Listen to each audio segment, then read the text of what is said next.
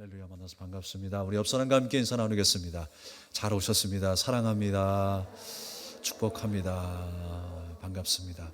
우리 1층에 계신 우리 성도님들 함께 인사하겠습니다. 잘 오셨습니다. 사랑합니다. 환영합니다. 네, 오늘 말씀의 제목은 후회는 따라오리라 라는 제목으로 함께 은혜를 나누겠습니다. 오늘도 하나님의 평강과 은혜가 여러분에게 가득히 임하시기를 주님의 이름으로 축복합니다. 날씨가 많이 추워졌죠. 그래서 어제는 특별히 강원도에 50cm가 넘는 눈이 왔대요. 난리가 났습니다. 그래서 복구 작업하느라고 군청에서 또 경찰들이 수고하시느라고 고생을 많이 하셨습니다. 그런데 또 한켠에는 그 아이들의 천진난만한 모습을 볼 수가 있어요. 얼마나 좋아하든지요. 오랜만에 50cm가 넘는 눈이 왔다고 해서 그 눈사람을 만들고 눈싸움을 하고 그렇게 즐기는 모습을 볼 수가 있었습니다. 저도 어릴 때 보면 열심히 눈을 치우시느라 고생하는 어른들의 어떤 수고는 생각하지 못하고 일단 한방눈이 오면 너무너무나 좋았어요.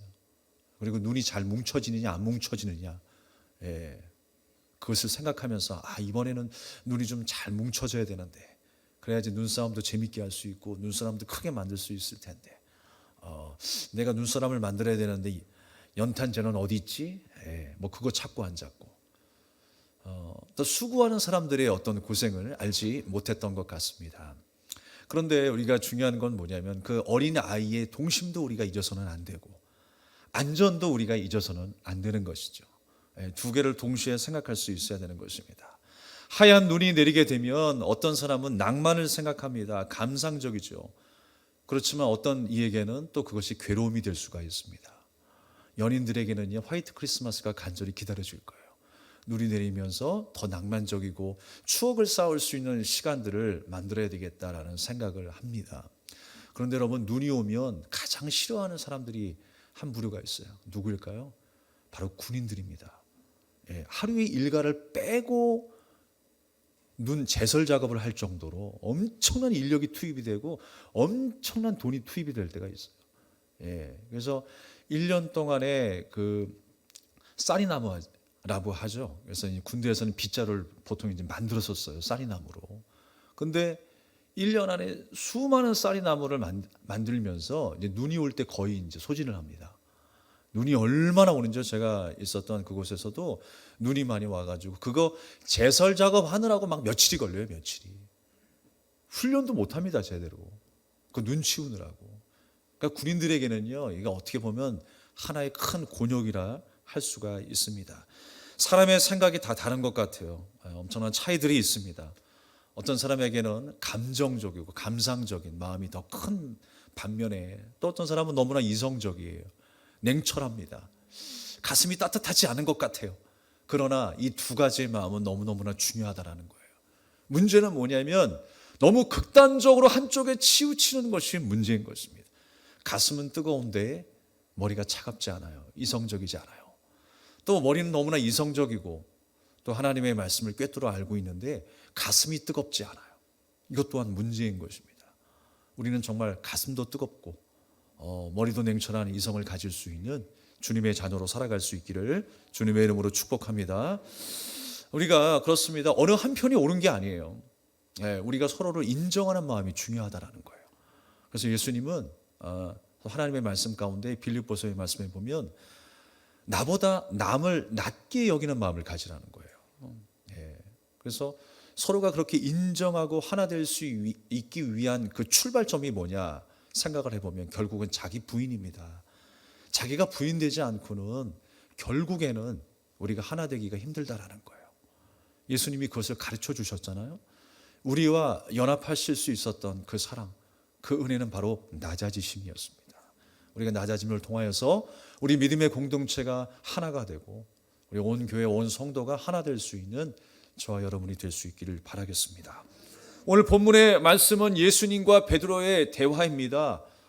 그 핵심적인 내용은 베드로가 예수님을 3번 부인한다는 거예요. 예수님이 그 말씀을 하십니다. 아직 일어나지도 않을 일인데 왜 굳이 예수님께서 이 말씀을 하실까요? 그것도 공개적인 장소에서 마음 상하게. 망신도 보통 망신이 아니죠. 그런데 여러분, 문제는 뭐냐면 그 말씀을 듣고도 왜 3번 부인하냐 말이에요. 그게 우리의 모습 아니겠어요?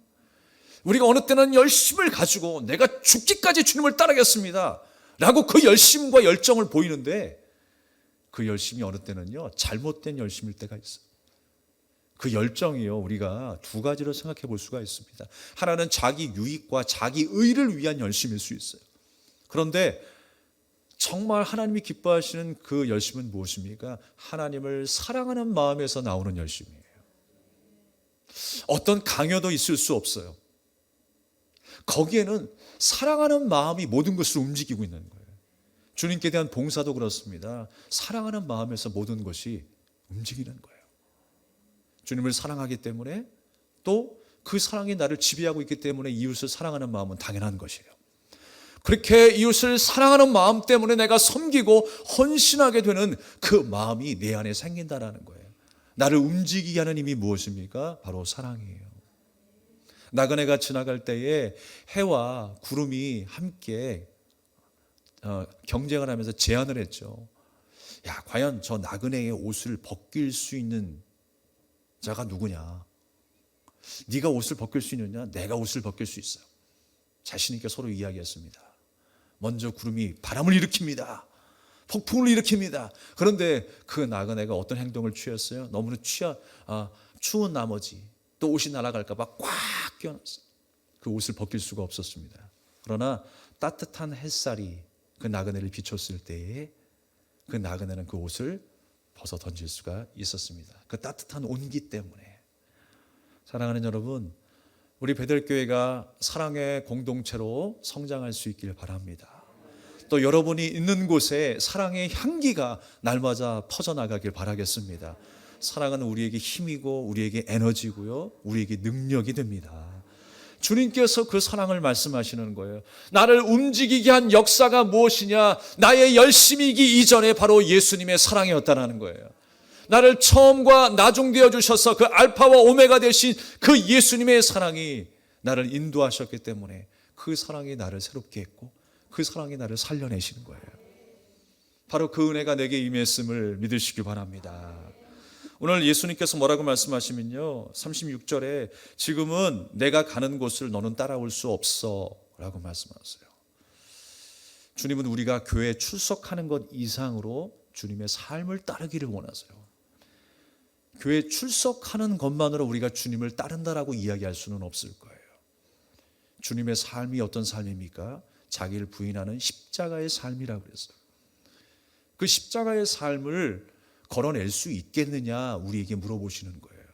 그런데 베드로가 지금 주님이 가신 길을 나도 가겠습니다라고 했더니 너는 나의 길을 아직 따라올 수 없다라고 이야기합니다. 그런데 후에는 따라올 수 있다라고 말씀하고 있어요. 그 후가 언제입니까? 바로 성령 받았을 때예요. 성령이 임하셨을 때 베드로의 삶은 달라졌습니다.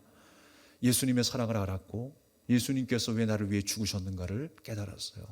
모든 것이 처음부터 끝까지 하나님의 은혜로 내 삶이 주관되었고 움직였음을 깨닫게 되었어요. 그것을 깨닫게 되는 그 순간부터 베드로는 생명을 다하여 복음을 증거하였고 또 죽기까지 하나님 앞에 쓰임받는 믿음의 일꾼으로 살아가게 된 것입니다. 그것이 바로 베드로의 삶이었어요. 성령의 감동과 그 은혜로 새롭게 된 그 후에야 예수님의 십자가의 삶, 진정한 예수님이 가셨던 그 길을 따라갈 수 있는 제자가 된 것입니다. 여러분, 예수님의 제자로 살아가고 있습니까? 예수님이 걸어가셨던 그 길을 걸어가실 수 있겠습니까? 여러분, 믿음으로 결단하시기 바랍니다.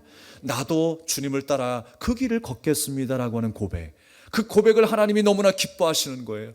그 고백을 따라 주님께서는 우리를 인도하시고 우리를 연단하셔서 그렇게 성숙한 하나님의 자녀로, 하나님 나라의 백성으로 세우시는 줄로 믿습니다. 베드로는요, 너무나 자신만만했던 것 같아요.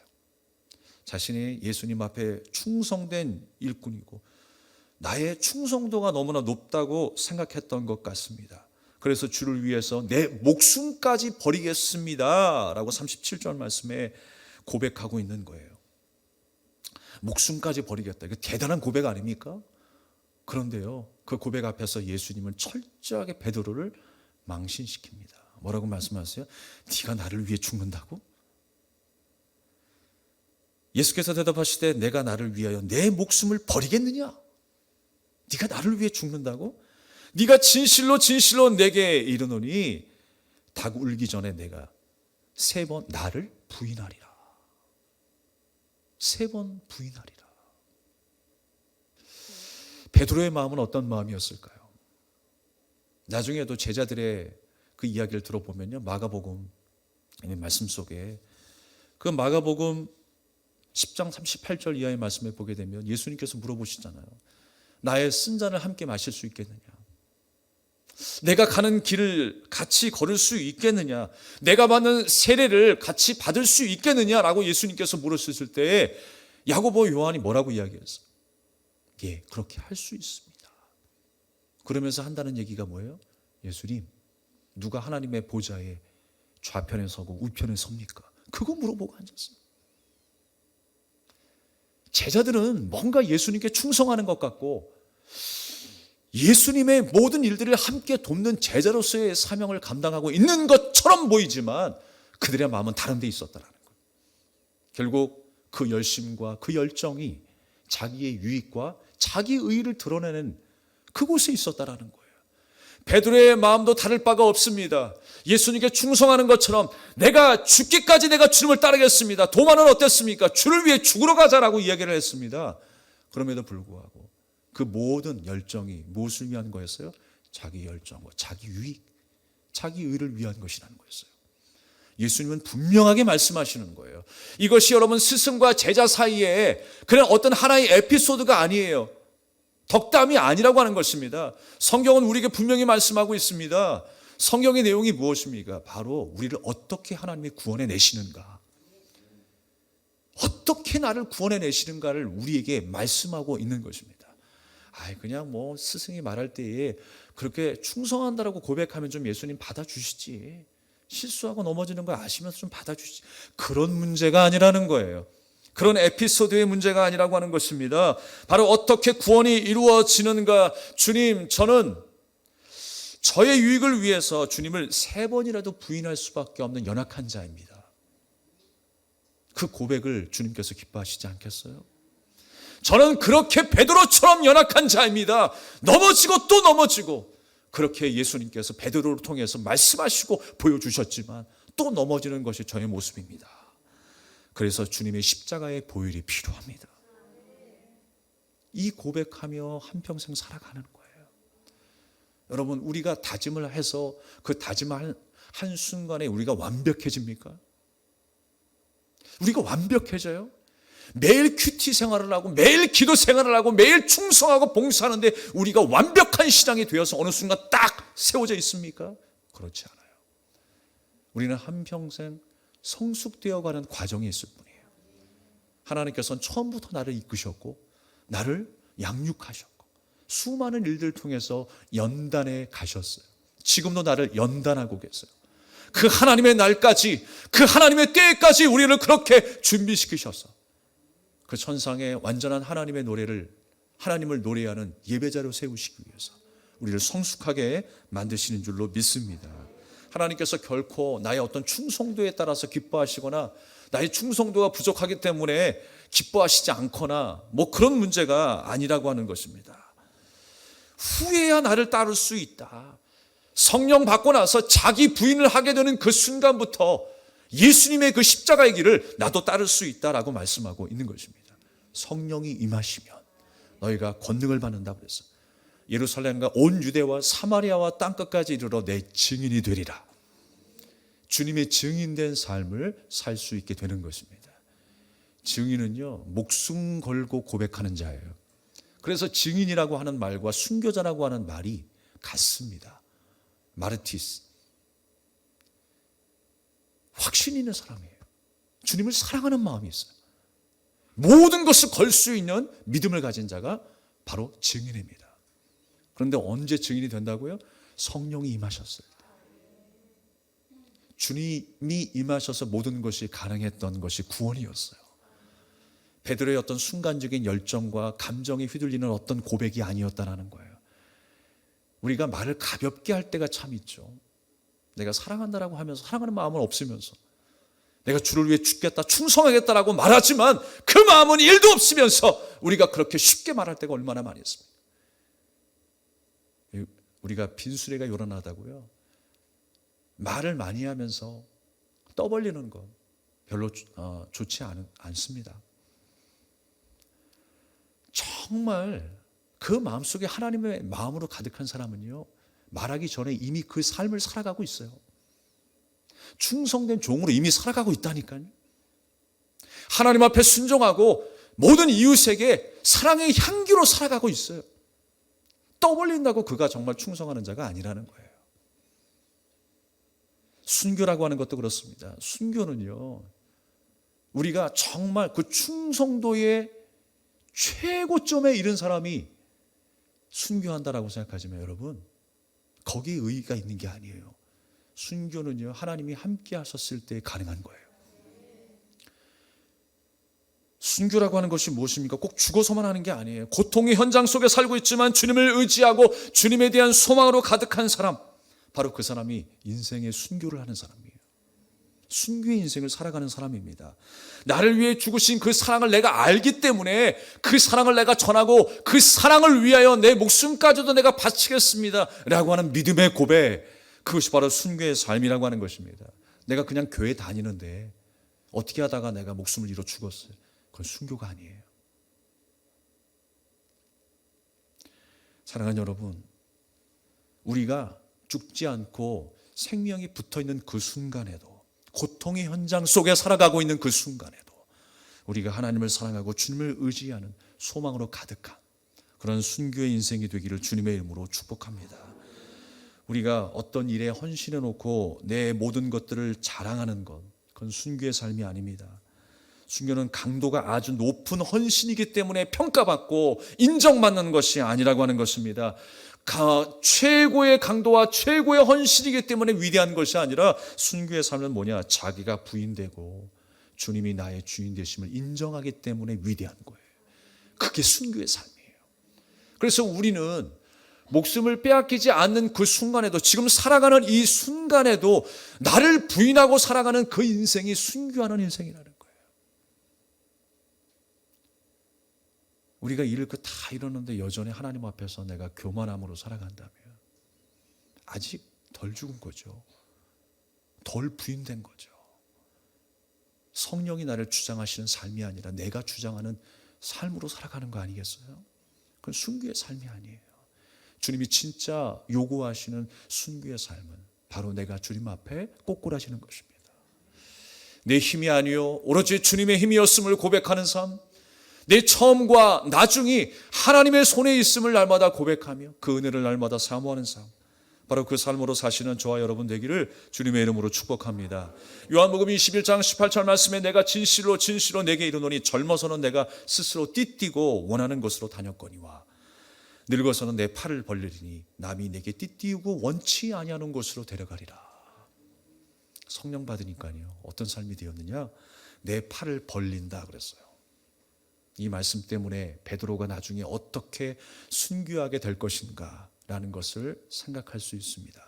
그런데 더 깊은 본질적인 의미는 뭐냐면, 내 팔을 벌린다라고 하는 것은 손을 내밀다라는 거예요. 성령 받은 이후의 삶은요, 주님 앞에 내가 손을 내미는 거예요. 주님 없이는 안 됩니다 라고 하는 것입니다. 주님이 나의 도우심입니다 라고 고백하는 것입니다. 주님이 나의 생명이십니다 라고 간절한 마음으로, 절박한 심령으로 내가 예수님 앞에 손을 내미는 거예요.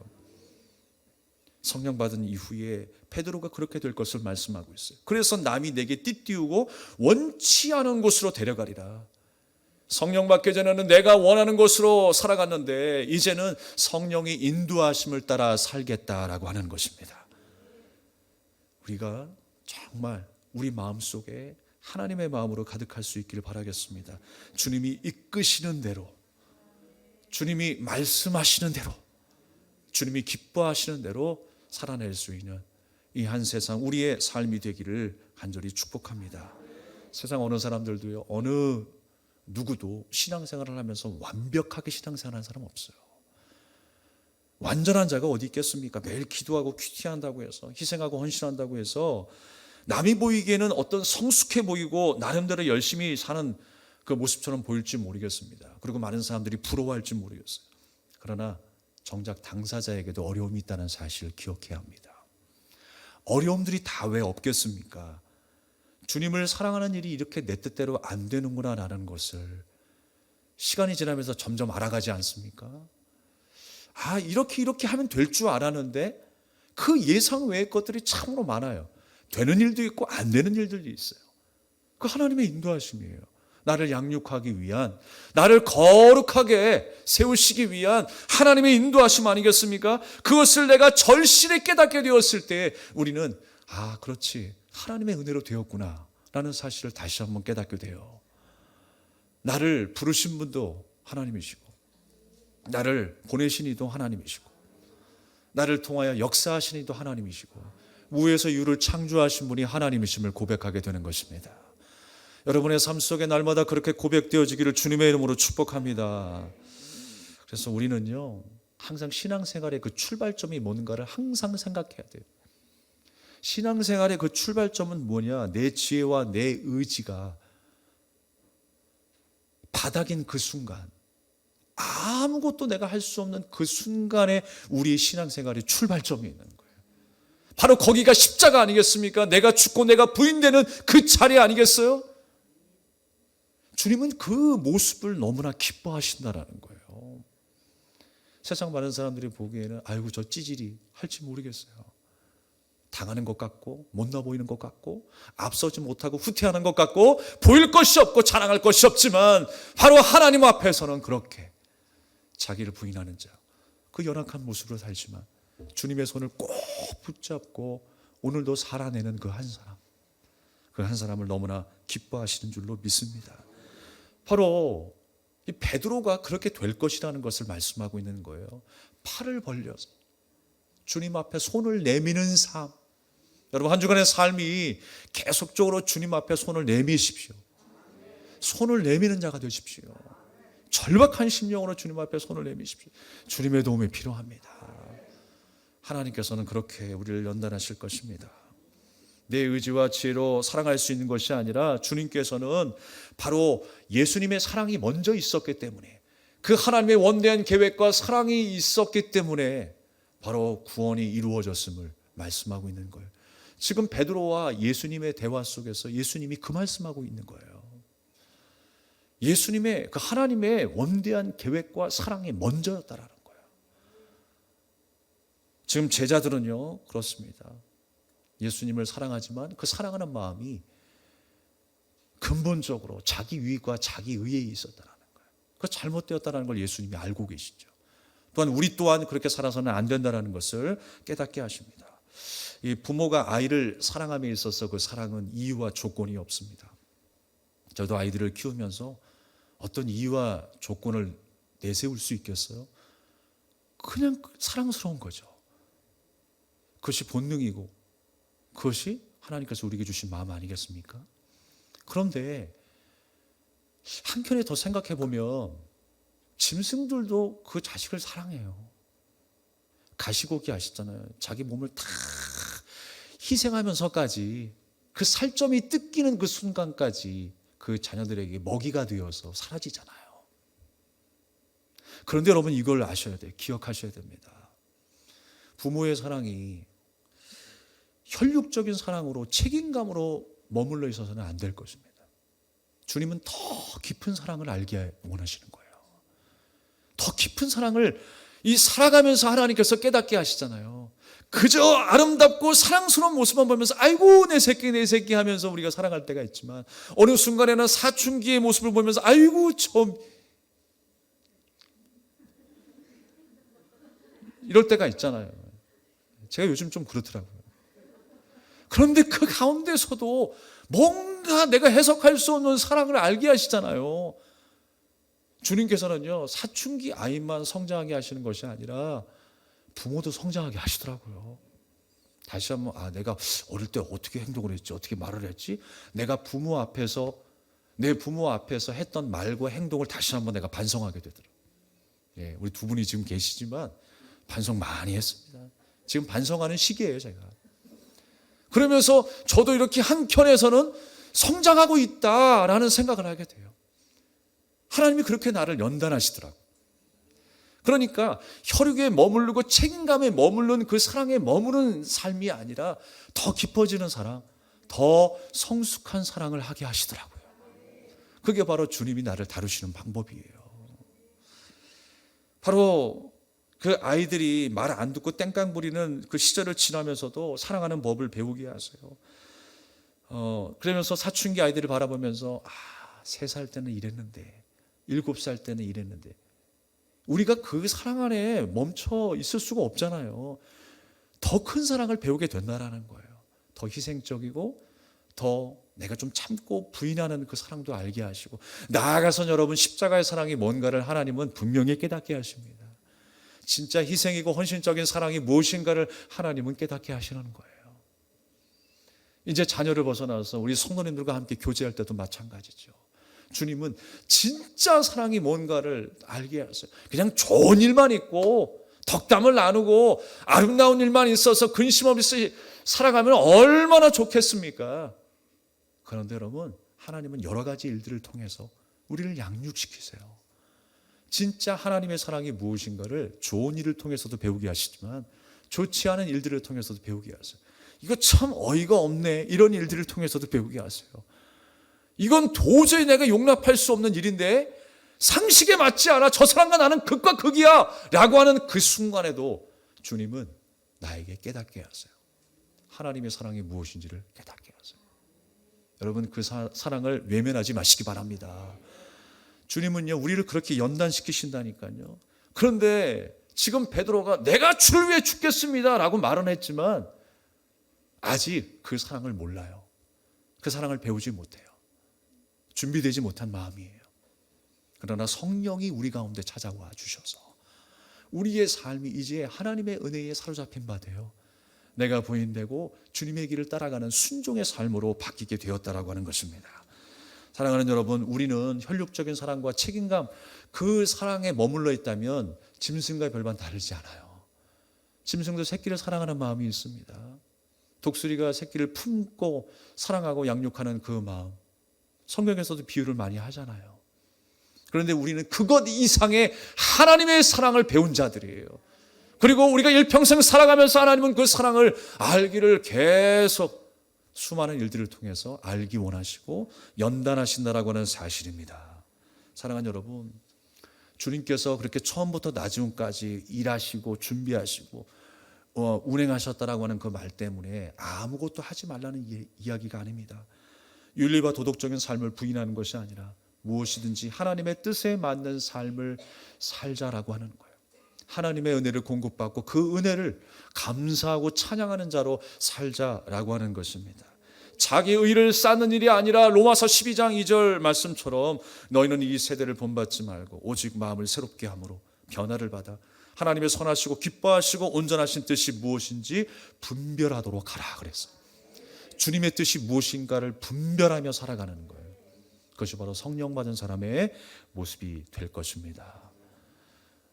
하나님의 보시기에는요, 부족한 자나 넘친 자나 또 어떤 큰 헌신을 자나 작은 헌신을 자나 거기에 차이점을 두시지 않습니다. 우리가 주의할 점은 뭐냐면, 내가 하나님 앞에서 어떤 큰 헌신을 했었을 때에 우리가 스스로에게 큰 점수를 주잖아요. 그래서 내가 점수를 만약에 90이라고 한다면 그 90점 정도의 인정을 받지 못했을 때 내가 시험 들 때가 있어요. 그러지 말라는 거예요. 여러분, 큰 헌신을 했었을 때에 누가 알아주지 않는다고 내가 실망을 하기보다 하나님께서 기뻐하실 것을 믿는 그 믿음을 하나님이 기뻐하시지 않겠어요? 하나님께서 내게 감동 주신 그 사실 여러분 기억하십시오. 근데 우리가 그 감동 주신 사실은 싹 잃어버리고 주님이 주신 자원하는 마음은 온데간데 없고 내게 스스로 매긴 그 90점이라고 하는 그 점수에 상응하는 인정을 받기 원한다면 그 사람은 행복을 누리지 못하는 자예요. 하나님이 기뻐하시지 않는 자입니다. 얼마든지 인정받을 수 있습니다. 얼마든지 자랑할 수 있습니다. 그러나 여러분, 그 모든 모습을 통해서 나의 드림과 나의 헌신을 통해서 하나님이 기뻐하시겠구나라고 하는 사실, 그 마음을 간직하는 것, 얼마나 아름다운 일이겠습니까? 그리고 하나님께서 내게 주신 그 감동을 내가 또 한 번 묵상하면서 감사하는 것, 얼마나 우리에게 큰 축복입니까? 그 은혜와 그 감사와 감격이 날마다 그렇게 여러분 안에 머물러 있을 수 있기를 주님의 이름으로 축원합니다. 사랑하는 여러분, 믿음이라고 하는 것이 무엇입니까? 내가 주를 위해서 이렇게까지 했다, 죽기까지 했다, 그것이 아니에요. 나의 연약함에도 불구하고 예수님이 나를 위해 죽으시고 부활하셔서 나를 구원해 냈다라고 하는 사실을 믿는 거예요. 그게 먼저인 것입니다. 주님이 나를 그렇게 먼저 만나주시고 먼저 이끌어주시고 먼저 구원하여 주셨음을 고백하는 것, 이 일을 우리의 평생의 삶에 걸쳐서 우리가 배우는 것입니다. 주님의 은혜로 된 것이구나, 하나님께서 나를 위해 일하시고 나를 사랑하고 계시는구나 라고 하면서 그 믿음을 굳건히 하는 것, 그것이 바로 우리를 향하신 하나님의 목적인 줄로 믿습니다. 말씀을 정리할게요. 하나님께서 이스라엘 백성들을 출애굽하게 하시면서 광야의 생활을 지나게 하셨지만 하나님의 분명한 목적은 어디에 있었어요? 가나안에 있었어요. 그것은 처음부터 끝까지 하나님의 계획이었어요. 우리가 때때로 광야 가운데 시련을 당하는 삶을 살지만 하나님께서 그런 어려움들을 허락하신 이유는 순종하는 자로 만들기 위한 하나님의 방법이었다는 것, 우리를 양육시키기 위한 하나님의 뜻이었다는 것을 우리가 분명히 믿을 수 있게 되는 것입니다. 가슴 아파하시면서, 나보다 더 많이 아파하시는 하나님, 그렇게 가슴 아파하시면서도 우리를 위한 길이라고 하는 사실, 주님께서는 계획하시고 이스라엘 백성들을 광야 가운데 그렇게 인도하십니다.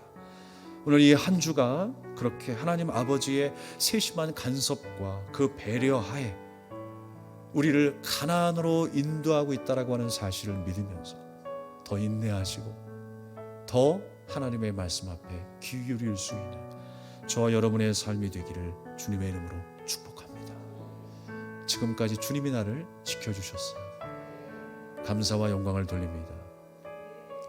이 시간 너의 마음속에 오래전부터 널 위해 준비된 그 사랑, 그 은혜를 찬양합니다.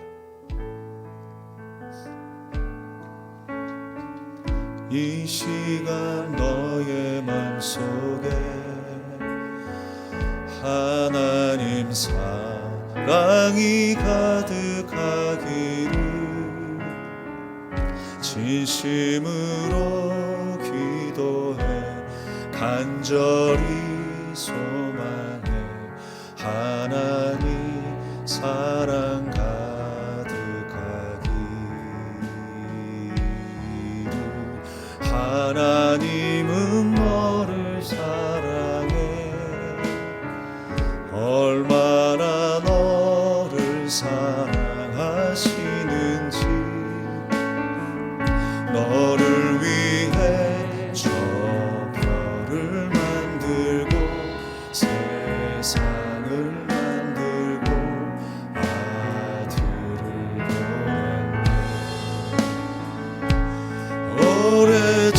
오래전부터 널 위해 준비된 하나님의 크신 사랑, 너의 가는 길 주의 사랑 가득하기를 축복해. 이 시간 너의 맘속에, 이 시간 너의 맘속에 하나님 사랑이 가득하기를 진심으로 기도해 간절히 소망해 하나님 사랑 가득하기를. 하나님은 너를 사랑해 얼마나 너를 사랑하시는지 너를 위해 저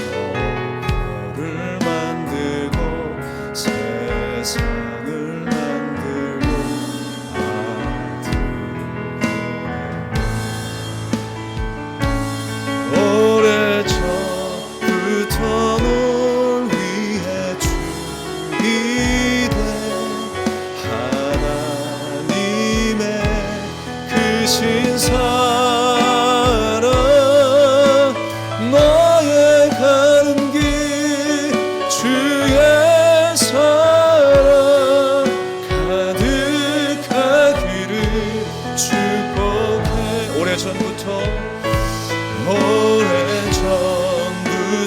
널 위해 준비된 하나님의 크신 사랑 너의 아는 길 주의 사랑 가득. 우리 마지막으로 다시 우리 옆 손은 손을 잡고 오래전부터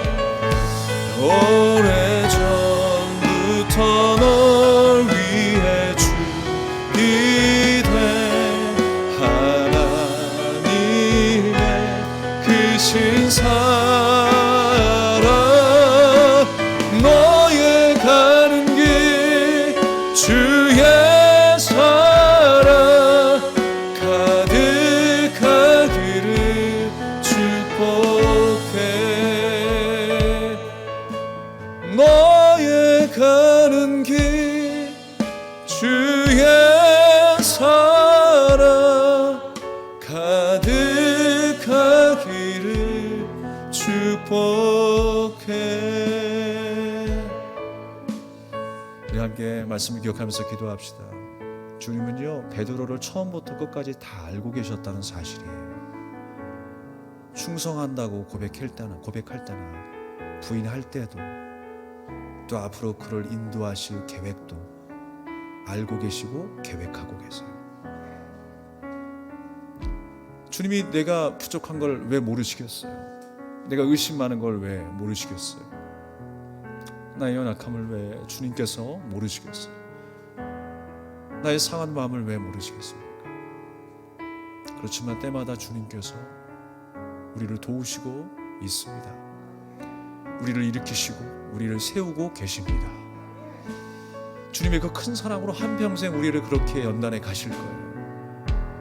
반드시 승리하는 주님의 자녀로 만드시고야 말 것입니다. 여러분 더 인내하시기 바랍니다. 더 참고 하나님의 사랑을 붙드시길 바랍니다.